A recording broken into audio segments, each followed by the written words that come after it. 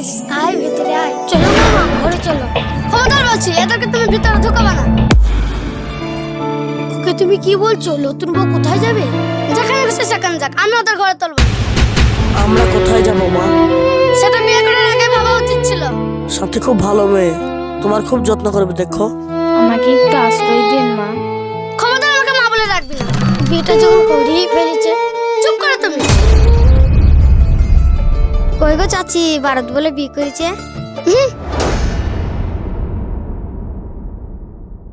ও মা, কি সুন্দর চাঁদের মতো মুখ। চাঁদের মতো মুখ ছয়। এ কি কথা বলছো গো চাচি? তা কি বলবো? এত সুন্দর বৌমা পেয়েছো, ঘরে তুলে নাও। গো সীমা ঠিকই বলেছি, মেনে নিলাম।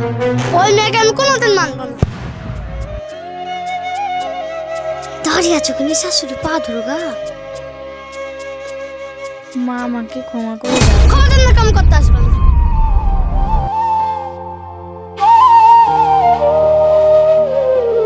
আমি কোনোদিন তোমাকে মেনে নেবো না। শুনো চাচি, এত দিমাগ ভালো না। বেশি জ্ঞান দিস না, যা এখান থেকে। একটা ছেলে ভালোবেসে ঘরে তুলে নেবে তা না দে মা। ওগো তুমি মেনে নিলা, পাড়ার লোকে তো আমাদেরকে খারাপ বলবে। ঠিক আছে, ওদের আমি থাকতে দিতে পারি।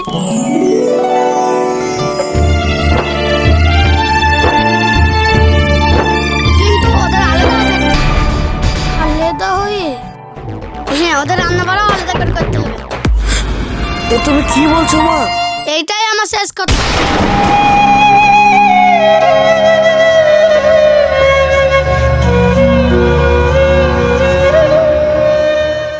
আব্বা, তুমি একটু মাকে বুঝাও।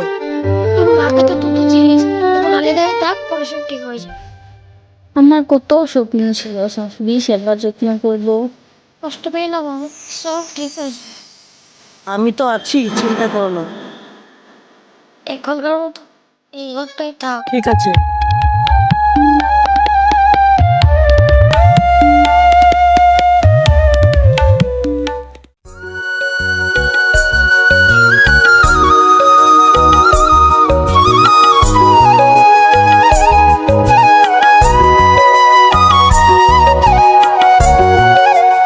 কি রে ভাই, বিয়ের পর তো তোর দেখাই নাই। আসলে একটু অশান্তিতে আছি রে। কেন রে, কি হলো? আসলে মা সাথীকে মেনে নেয়নি। মেনে নিনি মানে? আসলে মা চেয়েছিল আমার বিয়েতে অনেক টাকা নেবে, ও, কিন্তু সাথীরা তো খুব গরিব। আমি আসলে বিয়েটা একরকম জোর করেই করেছি। তাহলে চাচিকে বুঝা। কত রকম ভাবে বোঝালাম রে, কিন্তু মা মানতে চাচ্ছে না। তাহলে তোর বউকে বোঝা, ভালোবেসে শাশুড়ির মন জয় করতে। মা তো সাথীর সঙ্গে কথাই বলে না। এইসব কাজে একটা ভালো মিডল ম্যানের দরকার হয়, বুঝলি? মানে তুই কি বলতে চাচ্ছিস? মানে যে তোর বউয়ের সঙ্গে তোর মায়ের মিল করতে পারবে। তুই ঠিক বলেছিস। ঘরের লোকে যা করতে পারে না সেটা পরের লোকে করে দেয় রে। হ্যাঁ, বাড়িকার লোকে সংসার ভাঙতেও পারে, আবার গড়তেও পারে। এইরকম একজন মানুষ আছে যে মায়ের সাথে সাথে মিলটা করে দিতে পারবে। তাহলে তাকে তাড়াতাড়ি ডেকে নে। আমি আজই আসতে বলবো তাকে। কই রে বৃষ্টি, কই গো মুকুল ভাই, ভারতীয় সব কোথায়? ভাই কতদিন পর এলি? আরে শালা বাবু, ভালো আছো তো? হ্যাঁ, আমি খুব ভালো আছি।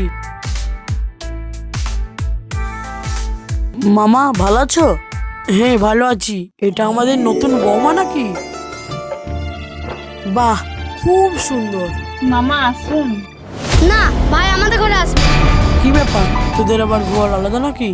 না না, আলাদা হবে কেন? তুমি চুপ করো। হ্যাঁ, আমরা আলাদা আলাদা থাকি, আমাদের আলাদা আলাদা রান্না হয়। এ কি গো বৌমা, তুমি শাশুড়িকে রান্না করে দাও না? এ তো ভারী অন্যায়। ওর হাতে রান্না খেতে আমার বয়ে গেছে। একদিন আমার সাথে রান্না করে দেখেন, আমি বুঝবেন। তাই নাকি? আজ আমি তোমার কাছেই খাবো। হ্যাঁ মামা, এসো। ভাই তুই আমাকে ভুলে গেলি? না না, বলবো কেন? তোমার নতুন বৌমা কেমন রান্না করে দেখি। ঠিক আছে ঠিক আছে, আমি এখানে থাকবো। চলো বৌমা, দেখি তুমি কেমন রান্না করো। এই নাও মিষ্টির ভার। আসো মামা, আসো। কই রে বোন, কি করছিস? যেখানে গেছিলি সেখানে থাক।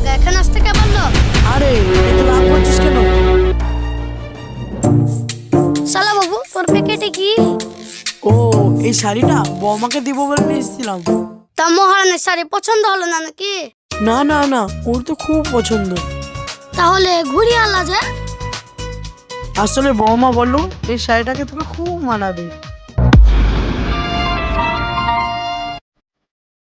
তাই বললো শাশুড়ি মাকে শাড়িটা দিতে। সত্যি বৌমা এই কথা বললো? হ্যাঁ রে, সত্যি মেয়েটার খুব ভালো মন। ভালো মনে চাই তোমার এত আজ্ঞানি করবে এটার উপর? ওর জন্য আমার কত লস জানো? ওর জন্য আবার কিসের লজ? ভেবেছিলাম ভারতের বিটে টাকা পয়সা গয়না গাটি অনেক কিছু নেব। ও এই মেয়ের জন্য আমার সব আশায় ছাই হয়ে গেল। ওরে পাগলি, টাকা পয়সা কি জীবনের সব রে? ভালোবাসার থেকে বড় তো কিছু নেই। যারা সংসার করবে তাদের সুখেই তো আমাদের সুখ। তা মহারানী আর কি বললো? সে কত কথা। আমার নামে নিশ্চয় খারাপ খারাপ কথা বলেছে। না না, ও তো তোর সলামি করছিল। সুনাম করছিল? আরে হে রে, কি বলছিল? সে বলছি আগে তুই এটা খা।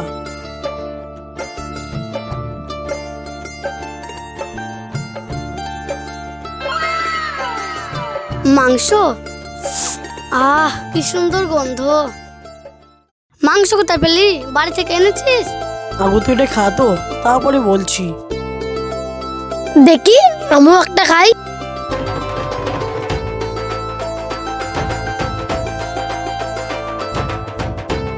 বাহ, দারুণ শব্দ। সত্যি খুব সুন্দর। কে রান্না করেছে রে ভাই মাংসটা? এরকম রান্না যদি রোজ খেতে পাস তাহলে কেমন হবে বলতো? খুব ভালো হবে। তাহলে বৌমাকে আর দূরে সরিয়ে রাখিস না। মানে? মানে এটা তোর বৌমার হাতে রান্না। আমি তো খেয়েই বুঝতে পেরেছি। তার মানে তুমি আগেও খেয়েছো? আমি তো মাঝে মাঝেই খাই। ও, তার মানে তুমিও ওদের দলে? আরে ওসব ছাড়, আসল কথাটা শোন। কি? মাংসটা বৌমা নিজে হাতে তুলে দিল তোকে খাওয়ার জন্য। জানিস ওই চোখ দিয়ে জল পড়ছিল। কেন? ও আসলে মিলেমিশে থাকতে চাই, তোর সেবা করতে চাই। ও আসলে তোকে মায়ের চোখে দেখে রে বোন। তুই সত্যি বলছিস ভাই? অন্য কোনো মেয়ে হলে এই শাড়িটা না নিয়ে থাকতো। তা ঠিক। সত্যি মেয়েটা খুব ভালো রে, মেয়েটাকে মেনে নে, সুখে সংসার কর। তুমি ঠিক বলেছো সালা বাবু। না না, ওই মেয়েকে আমি কোনোদিন মানবো না।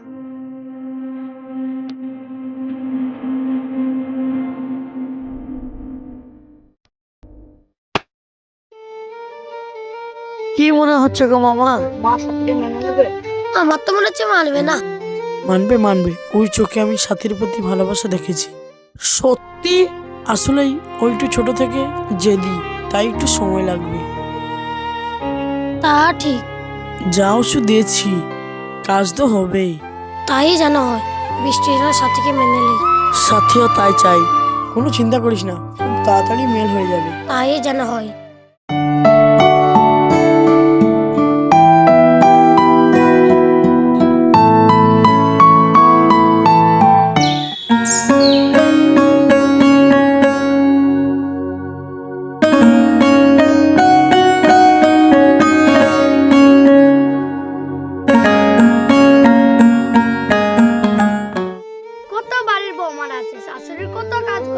আমার ভাগ্যটাই খারাপ, ভাবলাম শাশুড়ি সেবা করব, সুযোগটাই পেলাম না। দূর থেকে সেবা করবো বললেই হয় না। একটু ভালোবেসে ডাকলে কি এমন ক্ষতি হয়? ছোটরা যদি একটু নত হয় কি এমন ক্ষতি হয়? বড়রা যদি একটু ভালোবেসে ডাকে ছোটরা না গিয়ে থাকতে পারে?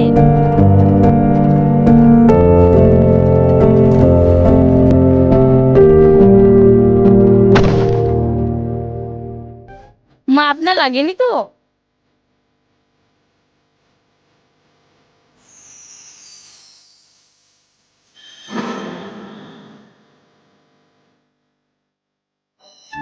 আপনার লাগেনি তো মা? এইভাবে সারা জীবন আমার খেয়াল রাখবি তো মা?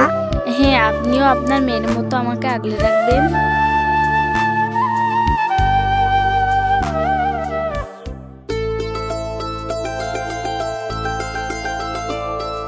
বারু, দাদাবাদের চিন্তা নাই। হ্যাঁ আব্বু, মা আবার সাথে মনে হয় মেনে নেবে। মেনে নেবে কি রে? দেখতে পাচ্ছিস না মেনে নিয়েছে। আজ থেকে তুই আমার মেয়ে। আজ থেকে তুমি আমার মা।